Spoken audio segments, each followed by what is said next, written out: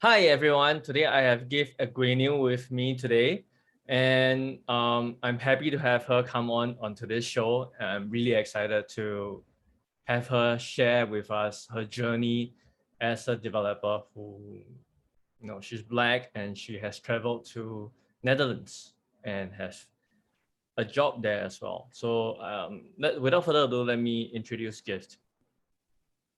Sure. Thank you so much for having me, Zell.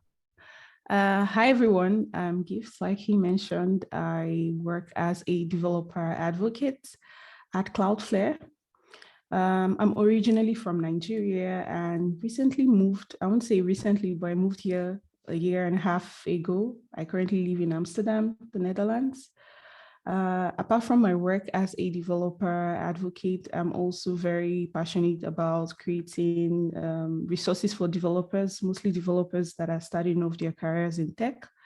And right now I do that through my blog, YouTube channel, and other platforms that I'm on as well. So excited to chat with you, Zell. Awesome. So, Gift, one of the first things I'm really interested in is how you managed to get from Nigeria all the way to the position where you are today. Because from my experience, there are a lot of people who are in Nigeria and then they are struggling with learning to code and getting some sort of decent income for themselves.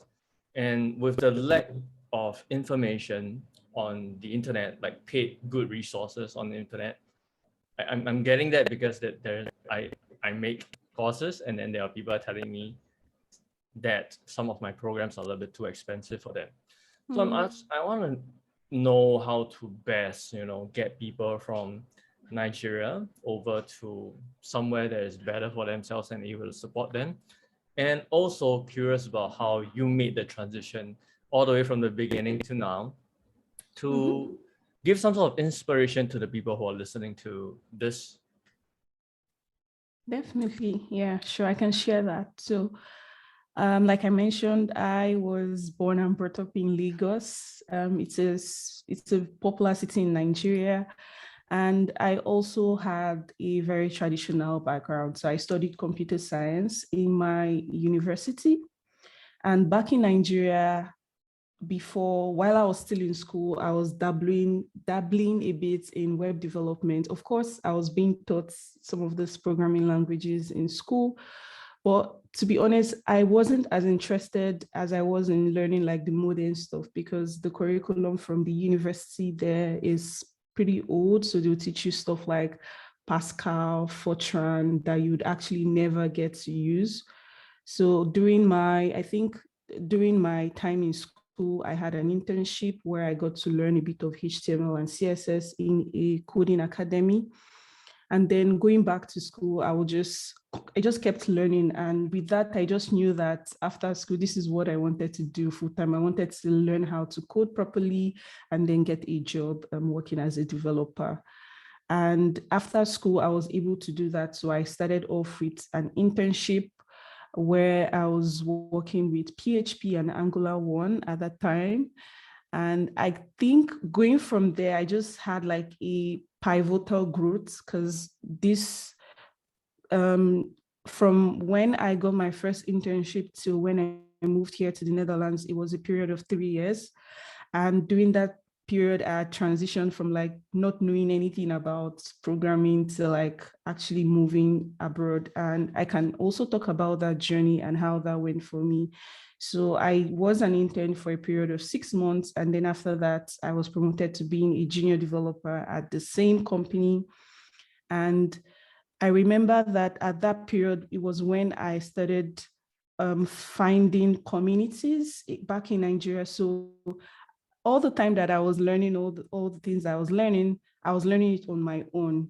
And I would be honest, it wasn't very easy because there's like not being motivated, like struggles, you don't understand things and you're like, just like, oh, I'll come back to it. Or I don't even think I want to go on with this. But when I found out that they had like actual communities in Nigeria where you could like go to meetups, meet other people that are also like learning as you are, and even senior people as well. So I said, oh, I'm definitely going to be going to this. So I started signing up it happens like every weekend.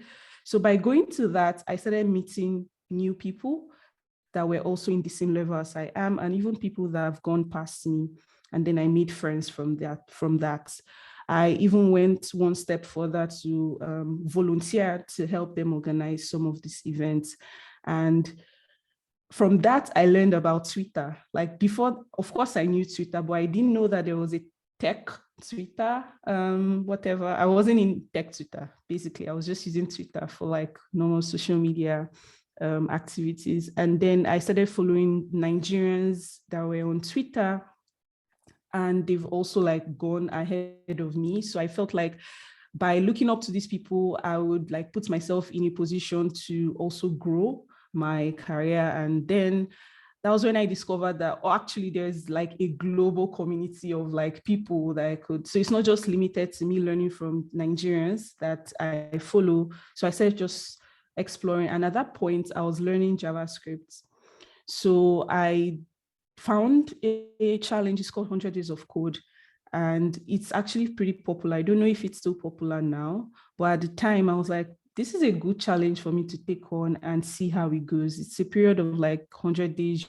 You try to learn a specific technology and you also commit to doing it publicly. So you're like sharing updates on Twitter and all of that.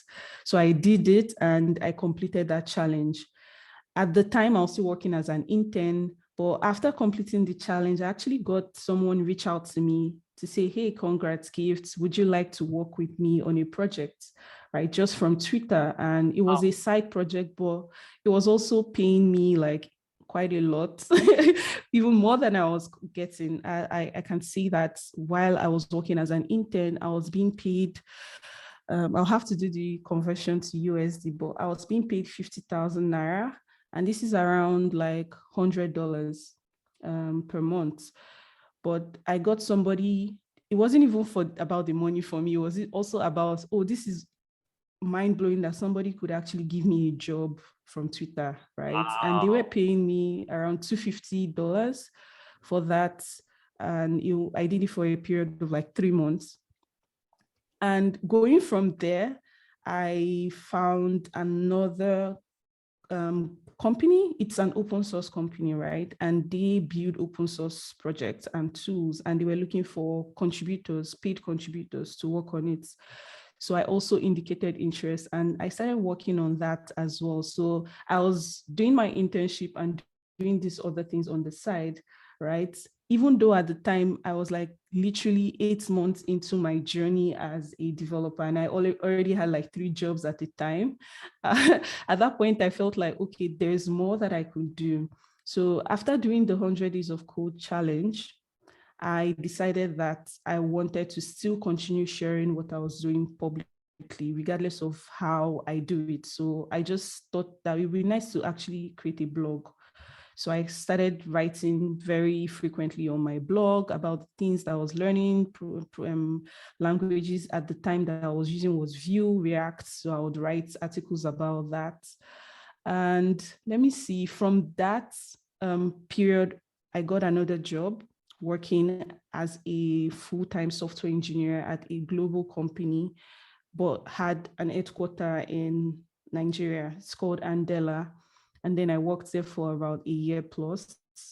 That was a very good experience because they had like very international, it was very international. So we were working with clients in the US, in Canada and so on. And they had like also this program where before you join, like the first 6 months, they actually train you. So that training was actually very helpful to me because I got to learn not just about the technical skills, but soft skills. So they'll teach you things like how to be professional, like professionalism, how to like, when you join Zoom meetings, how can you comport yourself? These things you actually don't learn. Normally you learn probably by experience, but we get like a month or so instructor-led program where you're taught all of these things. So it's like a boot camp going into the job, right? So it was very nice. I loved it. And let me wrap up. But after that job that I did there, again, throughout this period, I was still always sharing stuff I was doing publicly. And after that, I think a year plus later, I started applying for jobs, remote jobs specifically, because I felt like maybe I would want to just work remotely first before, because I don't know why I thought that you had to have like 5 years of experience before moving abroad, right? But I decided to just focus on remote jobs. And from that, I got a remote job for a period of like a few months, because it wasn't something that I enjoyed doing. It was two roles in one. I was a front-end developer. I was also like a community person. So it wasn't the best fit for me at the time. So I thought maybe I should find something else. And then I found the job that got me here to Amsterdam, right? Wow. Yeah. So it's like a long stream of a lot of things happening. And it's only 3 years. 3 years. Yeah, leading up till the point when I moved here, it was 3 years. Yeah. And it's been, I think, a year or two since then, if I'm. Yeah. So it's now, yeah, this year it's now like the 5th year. Last year was 4th year. Yeah. That's insane, because you are coming from a place where the standard of living doesn't sound as good as the rest of the world, and you're getting paid very little for the work that you're doing, which means it's very hard for you to get resources that other people are getting. Like, for example, my cost for JavaScript is at 495 US, which is like, it's going to be impossible for people from Nigeria to buy it now that I am aware of what are the actual numbers that are being run over there. I'm like, holy shit, I did not know that, hey, an intern would be around 100 USD, for example. I'm like, this is new information to me, and I'm happy you're sharing it with me right now. Yeah, I can also say that things has improved a lot from when I was at least starting off. At least now I know that for Nigerians, especially the ones that are more exposed to the opportunities, they have more access to opportunities than at least for my time. Like now I know it's also possible for people to find jobs that will pay them higher than I was earning, right? But I can speak for like the general way things are. Things are still like progressively growing. And one thing that I know that was always a struggle, and I keep still hearing from people that are learning that it's still a struggle for them, is access to like good internet and electricity, because unfortunately, the country is at this point still struggling with giving like resources like that to everyone for free, right?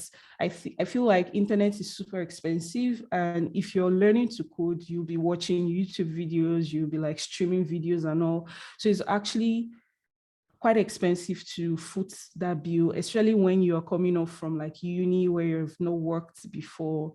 And then also electricity was also a big problem because it's not stable. So you would either have to buy fuel to get like power, or have a solar, which is expensive as well. So I think two things where a lot of people starting off might have issues with is those finding electricity, internet, good internet, and even also getting a laptop, because I found that a lot of people also have, of course, you need a laptop to code, right? So getting them laptops is also like, this applies to people that actually don't have the resources or the money to buy it. And I've seen programs that also help people find potential donors, like people that would buy you laptops to start learning how to code. There are programs like that. So yeah, I would say there's been improvement from when I started, but of course things are not super, you can't compare someone starting off in Europe with someone starting off in Nigeria because of these things that I mentioned. Yeah. So like, how do you even go about handling that during your time regarding the internet? Mine, yeah, mine was actually a struggle. I remember that I would, okay, at the time when I was learning, I was in school. So where I schooled, there was 100% electricity because I didn't school in Nigeria, which was great. But internet was also still a problem for me. And most of it was me actually footing my own internet bills. And that would cost me around Let me see, maybe to get like 50 MB would be around $25 or something. And 50 MB is small for like doing stuff, right? And this was like 4 years ago. I'm sure it's more expensive now. And eventually I got to when I started my internship, we had internet, we had lights. So what I would do is when I get to the office, I would download everything that I needed so that when I get back home, I will have them to watch and all of that. But still, electricity would be a problem. And I had to save up. I remember that there is this small solar system thing that the only thing it does, it charges your phone and your laptop. Right. So I saved off enough money to buy that. So I had that at home. So I was able to charge my phone and my laptop. But yeah, it was still expensive to get because it cost, I had to save up to get it, right? But yeah, and I think going forward, when I started working, it became a little bit easier because when I get paid, I would like keep money aside to pay for that.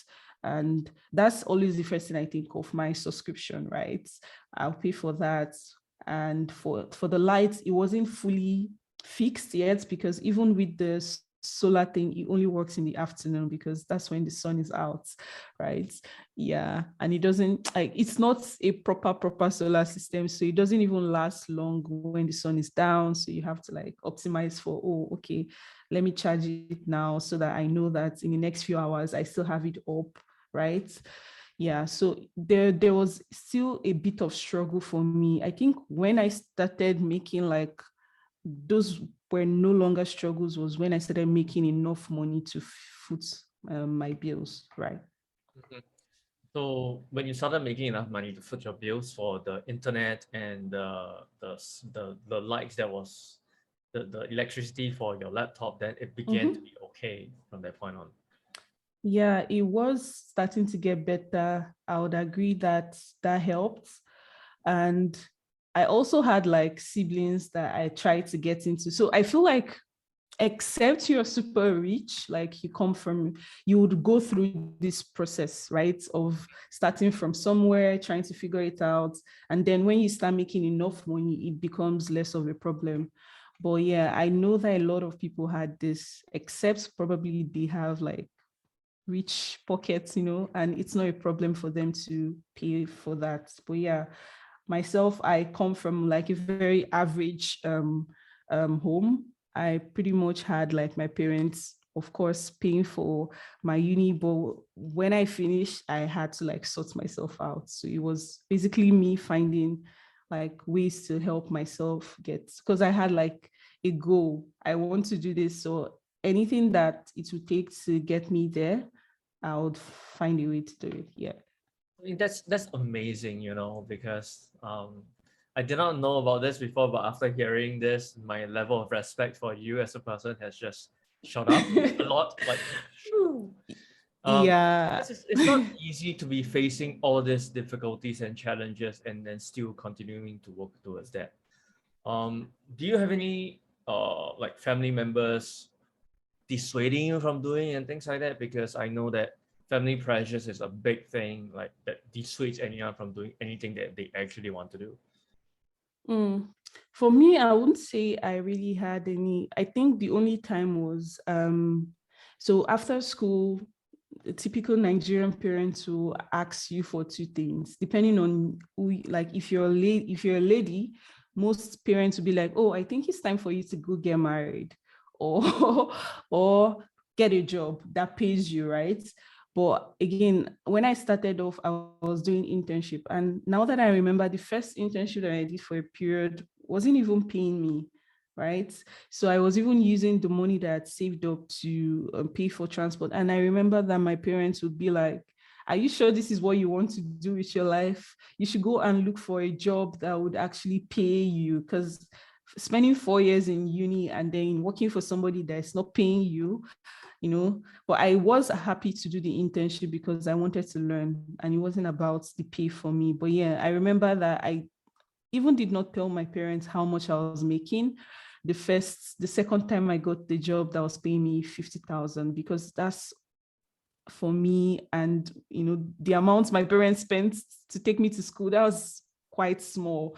And how they actually think about salaries here is they don't actually see that you can get from 50K to like 3,000 US dollars in like a few months, because that's not the typical way it works. Now it's possible, of course, but for like their own experience, it takes like a few years for you to even get from like 50K to 100K, because you have to like work a lot, work hard. They have this culture of work hard before you get, so I had to tell them, so I had to tell them like, oh, I'm earning something, but I didn't specifically tell them how much it was, but I just told them that, oh, I'm making something now. And then when I went from that to like making USD, I had to tell them, and then they were surprised. Now they don't even ask me, but they know that of course there is a difference.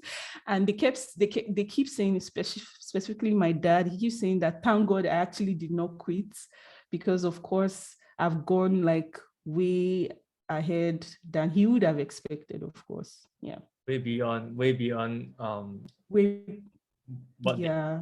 of. Yeah. Yeah. That's amazing. And now he's of the opinion that everybody in my family should get into it. And just because, of course, Gift is doing well. So yeah, you also get into, like, literally all my siblings are learning to code. Wow. All of them. Yeah. Yeah. So yeah, this is awesome. Like, this is amazing. I noticed you have a lot of accolades that you put up on your Twitter, like the Microsoft MVP, Awful Ambassadors, GitHub Stars. Like, is there any reasons why you joined those programs and become their ambassadors, or was it a strategic move? How did it help you, or how did it not? Was it any useful for if you were to be coming up? When did you do all of those as well? Yeah. For a background story, like I mentioned, that when I started off, I was blogging like a lot, and then I moved into making YouTube. Then I also did a lot of community related work when I was in Nigeria, even still when I'm here in Amsterdam. So I guess all of that kind of like puts me in a position to be nominated by these different programs. So just for context, a lot of companies have their community programs, or they call it developer expert programs, like the one from Microsoft, the MVP, GitHub Stars, and all of that. And how it typically works is they nominate, depending on the specific one. I know GitHub, you have to nominate someone, and then they check your community history to see if you've actually been active, and even if you've been active, what have you been doing, before they get you into the program. And I remember that the first one ever that I go was the Cloudinary one, because at the time I was working a lot with like images, and I would write blog posts about how to use Cloudinary optimizations for your images and all of that. And then when they were looking for MDEs, I was nominated. And to me, I felt like, well, do I really deserve this? But well, okay. I accepted that. And back, I was also in Nigeria when that happened. And the good thing with programs like this is the access to opportunities that it opens up for you. So when I found that, oh, they have some perks and benefits, which is great. And they also like, I also feel like adding that to your, it's like a title, or like you said, accolade. So maybe when I'm applying for a job, that could also pique the recruiter's interest to say, oh, what's this? Let me even see. Points. Yeah. Bonus points. Exactly. So I was like, yes, definitely, I want it. And then I joined the program. It was actually very nice. I'm still in the program, so it's still nice.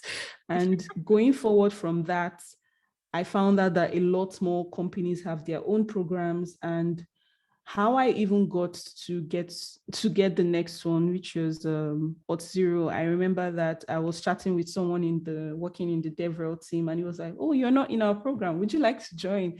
I'm like, "Well, you don't have to ask me." Yes.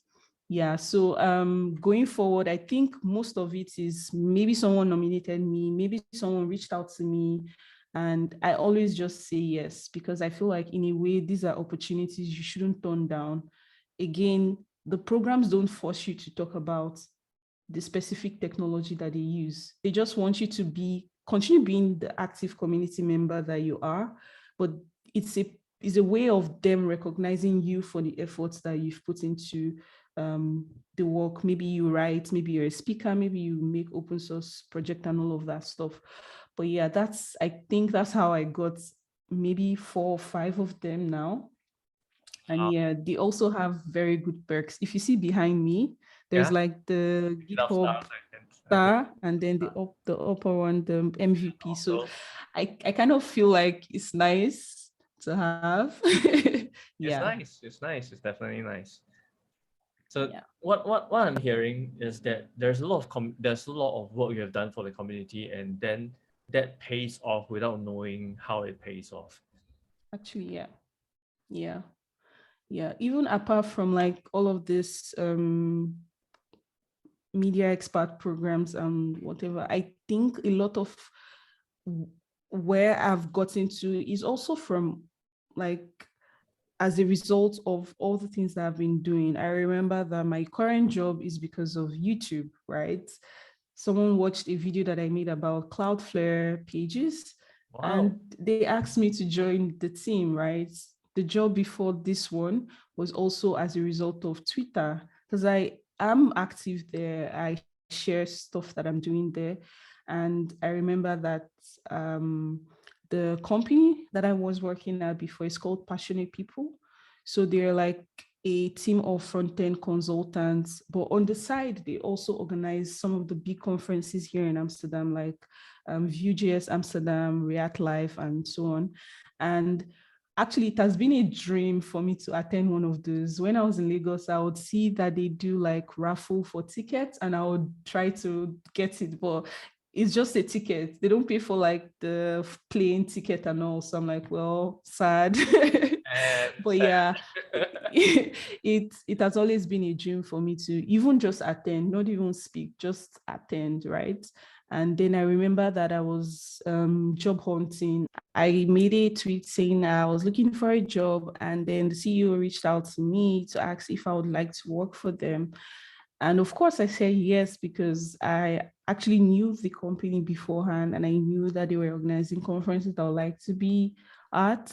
And part of the job was for me to also help organize the conferences because of my interest in organizing conferences back in Nigeria.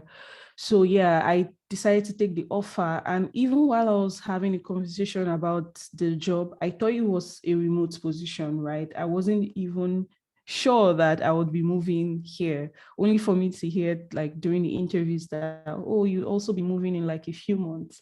So coming into the interviews, I already knew that, oh, this is remote and I'm fine with working remotely. And probably when it's time to do conferences, I will travel, not knowing that I was actually going to be moving to Amsterdam. So, and that was how I got that job. But just thinking about generally what I've done, the work that I've done, I feel like in a long term, it kind of brings opportunities that you would even not think about or imagine that you'd have, because a lot of people are finding the things that you're doing, and maybe or maybe not, they reach out to you at the time that they read it or come across your stuff, or you're just like a mental note for them that when an opportunity comes up, I should probably reach out to gifts.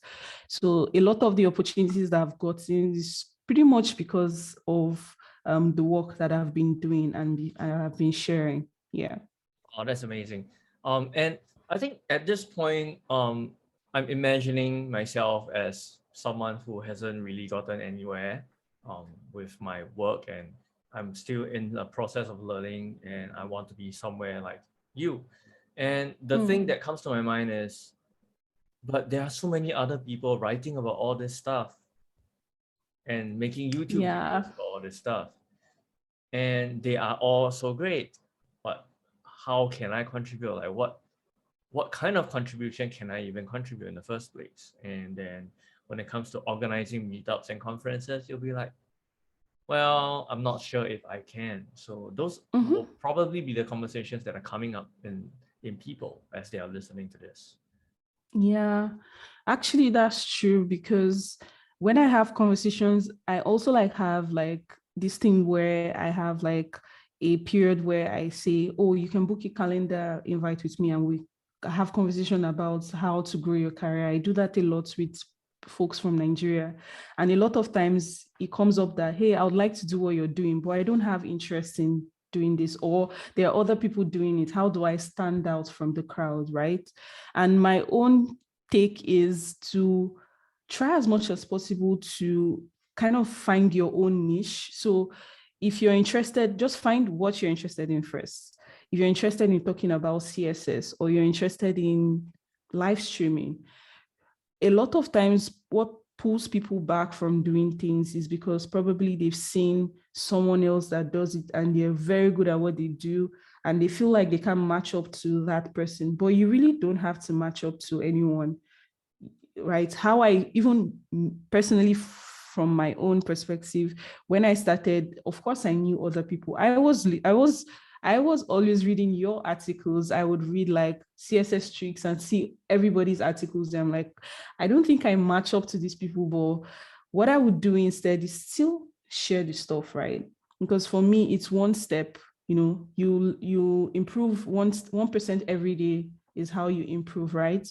So my advice to people that are interested in like sharing stuff, but they are not sure how to go about it, the first step is to actually find your interests, right? If you're interested in live streaming, making YouTube, writing on your blog or on other publications, that's also like a good start. And then try to niche down. I'm saying this because it's so easy to be interested in so many things. And like for me, it's like at that beginning, if you don't have like one streamlined part, you're just going to be everywhere. So try to also niche down. If it's web development, that's a good niche to start off. If you want to go further down, just CSS, that's also good.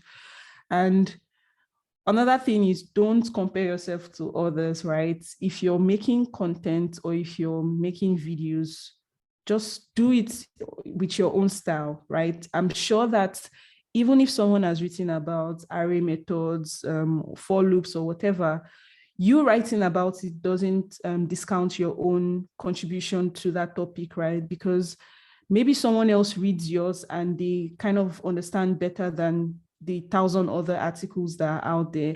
So I also like to think that for myself, I'm writing for myself first, right? A lot of times when I write stuff, I always find myself going back to it, right? It's almost like a journal in this case because you're trying to learn something, or you've learned something, or you try to figure out a bug and you fix it. Documentation is important. So kind of like documenting your learnings into like blog posts is also another route to take, because even if people don't at least find it in the first few years that you've written it, it helped you, because how I find that I learn very well is by teaching others or trying to teach people. So if I learn something, I should probably write about it. And the process of writing about it actually helps me assimilate properly what I've learned. So those three things are how I approach like sharing stuff, putting stuff out there. I'm always interested in the things that I'm sharing. Even if other people have done it, I still go ahead to do it because my own style is different from theirs. And again, it's for myself first before for before putting it out there for others to learn. I'm doing it for myself. Yeah. And I think it's really important, like what you just noted about doing it for yourself first, because I had an experience where during the period of time where I was writing Learn JavaScript, which was 4 years. Initially, I was doing it because I was really passionate about teaching the JavaScript stuff, because so many people were asking me to teach JavaScript. And the funny thing is, I was feeling an imposter syndrome about JavaScript. Mm, And if you notice how I started off writing CSS because that was the yeah. only thing I thought I could write about. And then for a long time, I only focused on CSS because I was scared to write about JavaScript. That was the reason why I focused on CSS. And because I liked it, like moving things around on a page, I like it. Yeah.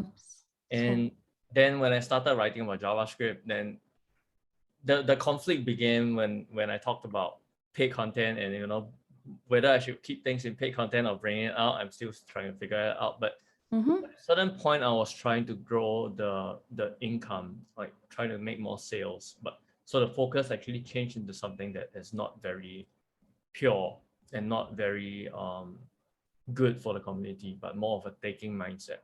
And at that time, Yeah.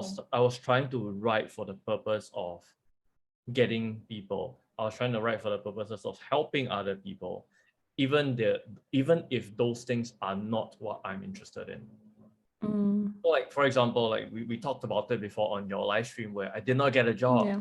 So like getting a job is the last thing I want to write about. Mm-hmm. But Mm-hmm. there was a lot of questions in there, and then I guess I tried to find people who could help me with that, but that process also drains me at the same time. So which is why Yeah. I'm I'm like harping on the fact that do something that you're interested in and do it for yourself as the most important factor. Yeah, actually, I feel what you just said a lot, because of course there are times when maybe someone reaches out and like, hey, Give, would you like to write on our blog about this? And that's them telling me what to do, right? But they're going to pay me for it. That's another scenario where I would say, I mean, that's me not doing it for myself, but I'm doing it because, it's an opportunity for me to make more money. Good. And it's also like me doing it because I'm sharing knowledge to people that will probably need it. But at that time, at that point, that's really not where my, interest lies, basically. So I think it happens, but again, at the beginning of the process of you starting, it's very important to put into consideration what you are interested in, right? Yeah, so that's one of the things I keep harping on as well. Now that I went through that process of, because that was the thing that got me into a depression last year. And Mm. as I'm bringing myself back up, I go like, I don't want to care about any others anymore. I just want to write stuff for myself. And then I started writing stuff for myself, and now I'm feeling much happier. And I don't even care Yeah. about, like, right now I don't even care about, is this thing going to bring people to my courses? F that. Right now I'm just writing for the sake of writing, and then I'm writing about ConvertKit in my drafts right now, which is Nice. something that I would never have touched because like unlike what you did, I don't write about topics from other people's companies in the past, Mm. because my focus was how do I do everything from scratch. And then I'm Yeah. like, okay, since I'm integrating with that and then I got problems with that, so let me jot down the documentations I have about that. And then there we go. So it's similar, going back to what you talked about as well, like writing for yourself, writing documentations, and just putting it out there. Yeah. Yeah. I agree. Cool. Yeah, we have talked like a lot of things about career, how you actually move Mm-hmm. from Nigeria all the way to Amsterdam, and I think it's a very enlightening conversation. For me personally, at least, because I get to see how it is possible for someone to move there like that. And what is what is I think heartwarming and also surprising was the process to get from where you are to where you were to where you are. It's actually a very similar process for me on getting from where I was to where I am, because Mm. my process is slightly different from yours. I don't tweet much. I don't Yeah. engage in the community much. I just write on my blog. So I'm kind of like a loner writing on my blog, and then somehow things happen. So that was what it is. And this year I'm starting to come into the community part of things, like not Mm-hmm. that much of a Mm-hmm. loner anymore. Inviting you on this show is one thing. Like inviting others on the show, like just having a chat with people that I admire, as I respect. And I don't know what is going to turn out from there. Like, to be honest, I just don't care. I just want to connect. So that is why I'm doing all of these conversations. And I think it's hitting home as well on me about why am I doing all of this. And I can Yeah. always think about, oh, I want this can bring me connections and money and stuff. But you know, thinking about that just dampens your entire being and mood and stuff. And and when you connect to what is really there for you, like what do you actually really want? Like to me is I want to make some friends here. Like I've known that there are a lot of people here. I want to connect Yeah. with the people who I work with, even though I do not know I'm working with them, but they can know me, I can know them. And that's what this whole conversation is about. So Yeah, I definitely like that you're seeing like that aspect as well, because when I started, to be honest, I didn't even know that people were seeing the stuff that I was putting out. For me, it was also always like, well, if people find it, then that's good. If people don't, then that's still okay. I just kept just doing it. And every time I hear that, oh, I saw this or I read this and I saw you on YouTube, like I'm like, okay, people actually read this stuff that I'm putting out. So it's always like reassuring for me, especially when I see or get good feedback about the stuff that I'm doing. But I don't even think about the amount of views or the number of followers. All of these things come and I'm like, oh, that's nice. That's good that they're coming. But again, for me, I think two things out of my entire journey is the connections that I'm making. That's very important for me because even just us chatting, you were on my channel last week and now I'm here. It won't stop here, of course. We'll still have like things to do in the future. That's how you build connections going forward. And that's super important for me as I'm doing all of the things that I'm doing. And two is also like career progression. I find that even without knowing it, all of these things has been helping me at every stage in my career, whether it be like me speaking to my camera is also helping me articulating properly, like getting like my presentation skills on points for when I like go to speak at conferences or any of that. So writing also really helps me with my communication, how I, talk to people. Just it helps me in a way that I feel like, oh, okay, that's skills that I gain from even doing something that is not related to work, right? So yeah, I like it a lot. yeah, and I can share my story about how I went ahead to speak at my first conference in Singapore. Yeah, definitely. It's Yeah. also about community. It's also about the community at that point. And so what happened was I started going to meetups in Singapore to Mhm. meet with people, and then I met this guy called Thomas who runs the Singapore GS conference. And then there was a period of time where so I was feeling quite of a bit of an imposter syndrome with the things I'm doing and how can I improve, because for me I am a person who is running alone, right? I do not have any seniors who are running with me. And what I did was I just went to meetups, I talked to people, and then when they said someone needed help, I go like, okay, cool. As long as it's not getting hired, because I do not want to get hired. I'm freelance, or whatever. Like, Mhm.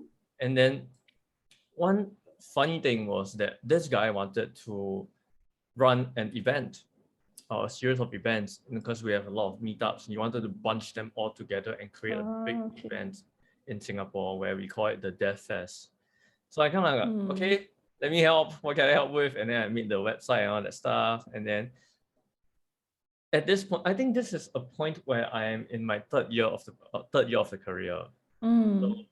going back to my trajectory, the 0th year is when I started learning.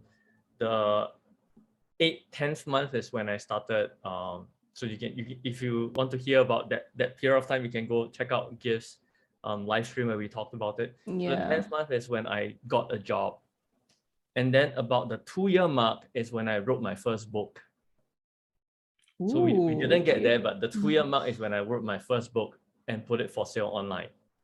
And that changed the trajectory altogether.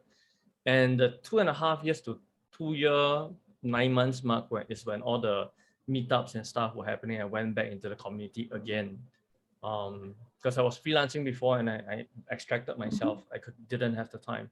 So I came back again, and then I started doing a lot of community stuff. And then when I was in the 2-year mark, I said to myself, my 5-year goal is to give a conference talk. And then around 9 months later, I was working at ZFS, and then he was arranging stuff for CSS conference. And then he goes like, "Hey Zell, you want to speak?"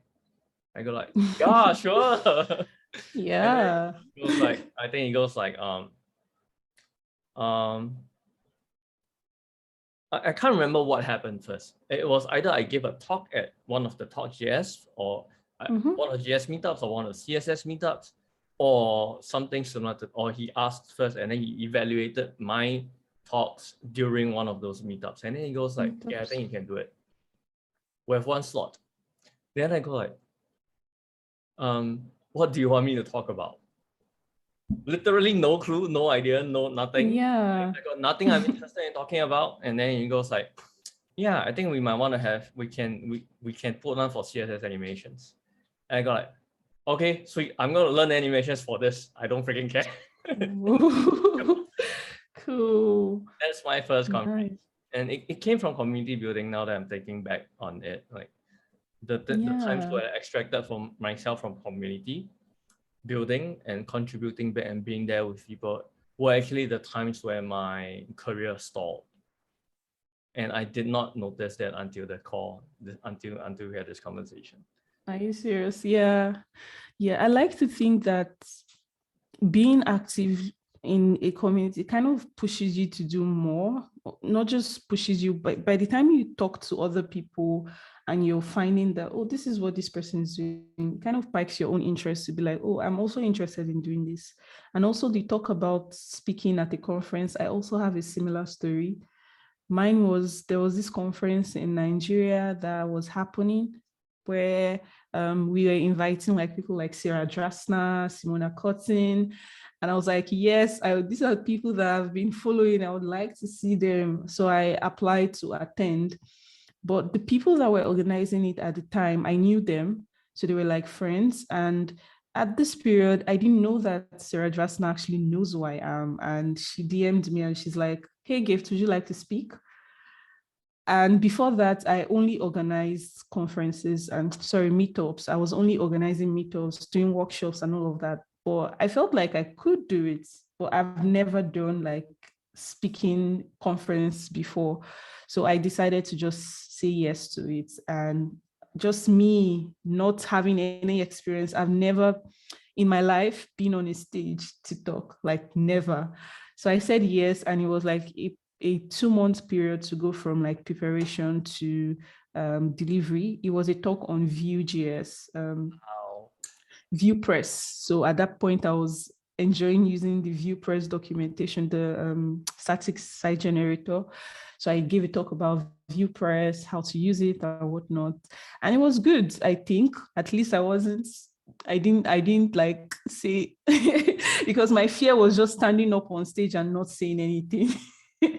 but but I went through the conference. I had good feedback, and after that, I started doing meetup talks. So I would go to a meetup, speak, go to a meetup, speak before I eventually started doing like actual real life conferences. So I've been doing that since then. But yeah, that's also my starting story. Yeah. Wow. I haven't been able to go to many other conferences after the ones in Singapore, and then the one I went to Frontiers.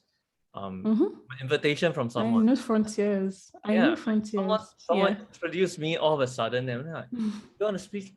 I'm like, "Yes, okay." And then I go like, "Why? Why would you want to invite Yeah. me?" Like, okay. Yeah, I think active participation a lot of times would be what we get. I mean, you can as well sign up to for CFPs and all of that, but a lot of the ones that I've gotten is just people reaching out to me, and it's because of the activities, like I said, being active in a community. It really helps a lot. I think, yeah. Yep, that's amazing. That's amazing. Wow. I think both Oh, of us came a long way if we think back to where we are starting from. I agree. And I every time I hear that, oh, you inspire me, you're an inspiration. I'm like, are you sure? Because I do like I still have like a huge I have like a huge amount of imposter syndrome still up till this point. Like, I feel like it's not going to go away. It's just trying to like manage it properly, know when I've done stuff to celebrate it, that hey, I did a good job. But yeah, I still have that. And every time someone like says something nice, I'm like, are you sure? Or are you not just trying to make me feel good? But yeah, really, when I think, or when I just think through the stuff that I've done and going from where I was to where I am now, it's a lot of work that was put into that. So I should actually be proud of myself. So I'm working through that now. I'm even doing more like activities to get me, like, for example, I have this, what's it called, 5 minutes journal thing that I use. So writing my things that I'm grateful for, achievement and all of that, just to help my brain capture that, hey, you're actually doing well. So you should give yourself that accolades or whatever. But yeah, I think that how I am right now, coming from like Lagos, Nigeria to where I am, kind of am an inspiration to a lot of people, because people keep telling me that because of you did it, I also feel like I can also do it. And it has been the case because when I moved here, I made a video about how I got my job, how I moved here. That specific video, if I'm not exaggerating, has gotten me like DMs over 100 times, like people asking me, hey, I'm in the process of interviewing and it's because of your video. I keep seeing that. I'm like, what did I even say in that video? Like, that is getting people so much inspiration or helping people. So again, maybe I don't see it, or maybe we don't see it, but what we do kind of like acts as inspiration for other people to also, get to the point or even go ahead of us, to be honest. But yeah, anyway. Yeah. Yeah. Like the inspiration is there. It's just that we don't notice it ourselves No. because we are so preoccupied with what shit is happening to us right now. I'm always thinking about the next, like, yeah, last week I was preparing a talk and Uh-huh. immediately I did it. I was already thinking of, oh, next month I'm doing another one. So I don't wait to celebrate, oh, yeah, you did good. I just move on to the next thing. And that's how it keeps going. But Yeah, yeah, for I'm me, making like conscious. yeah, you're moving on to different talks. I'm like, I'm moving on into different products. And once Yeah. I'm not even done with my current product yet, I have another product up, and I go like, maybe I shouldn't be writing so much. Maybe I should be doing something else, like, because Yeah. the writing never stops. It doesn't. It doesn't. I've also like, I'm trying to come back to writing because I did a transition sometime where I went from doing blogs to videos. And since then, I still write, but not mostly on my personal blog, for like other publications. But I'm also like in the process of coming back to it because I have like a personal journal where I write a lot of things, but I don't publish it because I feel like, well, this is personal, maybe. Yeah, but I'm going to come back there. I'm in the process of rebuilding my personal sites. So probably when I'm done with that, I will Like, publish more stuff. remember I shared with you about my personal blog, which I recently Yeah. created. That was tough to begin. So Yeah. for context, I created a personal blog called zell.live. If you go there, you will see it's all about personal stuff. I talk about my setbacks, my successes, and how my successes actually leads to my future setbacks, which is the latest one, like how my glory during my army days actually created a stress on my psyche, which makes me want to hunch my back. So like stuff like that. I'm like, oh my God, all this conscious related stuff is like, it's mind blowing. I've been working on that for a long time now, and I think it's getting to a point where I'm happy to share the realizations that I'm getting on a daily basis. It's really hard because and the other thing is I'm writing it daily, and writing it Mm. daily creates a different sort of cadence to things, Yeah. which is both empowering and scary. It's very scary at the same time, but right now it becomes very empowering. And then it becomes empowering and scary at the same time. And then it goes back to just being empowering, that kind. Because you go bigger Yeah, and bigger and bigger as you roll the snowball. that's super nice. There's also someone else that I think does or is currently doing something similar to. They write about productivity-ish life. I think he's called Scott Young, and his stuff is also very good. Like there are things that you would read and be like, oh, I can relate to that. Definitely, like that's me, literally. So I also am of the opinion you should like make yours public too, because maybe other people are also like in the same phase of life and you're feeling like, oh, this is actually something I could relate to. Yeah. Yeah, and that's the reason why I made it public, because I felt that, hey, maybe someone could benefit from me sharing these things, which maybe I don't think anyone will benefit from, but okay, and the conversation continues regarding who are you to, like, what kind of value do you bring? That conversation always continues, but Yeah. it doesn't really matter. Like if nobody reads it, it's fine, because Yeah. you benefit from it regardless. Like that's what True. you want to do, and doing that fulfills you, then that's fine. Yeah. I agree. Yeah. It's cool. It's fun conversation. Yep. Fun conversation. Let's wrap it up. I think the final, let's do a wrap up for a final thing. Like what would you like to say to people who are listening to our conversation that would help them move Okay. towards where they want to be? Okay. I'll say one thing, and that is for you to never give up, regardless of what stage you're in. I think that generally, especially for people in the very early stages of their career, it's very easy to be discouraged or turn down and be like, well, this is not for me. I think I'm going to move on to the next thing. Right. But you should actually keep pressing on, because I feel like those are the hardest stage. Of course, it's not easier as you go on, but the early stages are quite, it's I think it's the stage where you feel like, well, because I'm not committed so much to this, then I can easily just drop off. And I don't think that should be the case. I think the moment you start feeling like, oh, this is too much for me, just keep pressing on. And what would help with that is having like a community around you, because I had that and it was very helpful. So if you're in this stage, you should definitely look out for communities, friends that are also doing something similar. That would help you, like they will stand as a motivation for you, because you tell yourself that I want to be like this person. So let me keep working, putting in the work so that, it ends up showing up later. So definitely keep pushing. Don't give up. What else?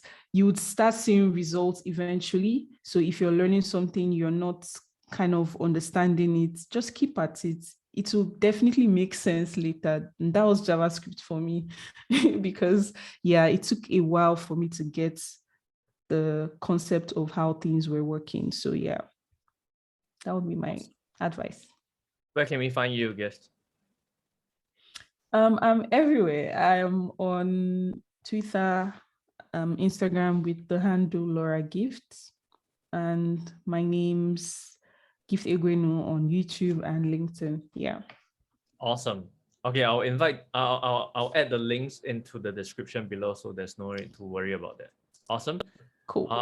Thank you. I had a good conversation, Gift. Thank you for coming on, and I hope you had a great time. I did. Thank you so much for having me. And for the listeners, we hope you have a good time too. Yeah. Bye.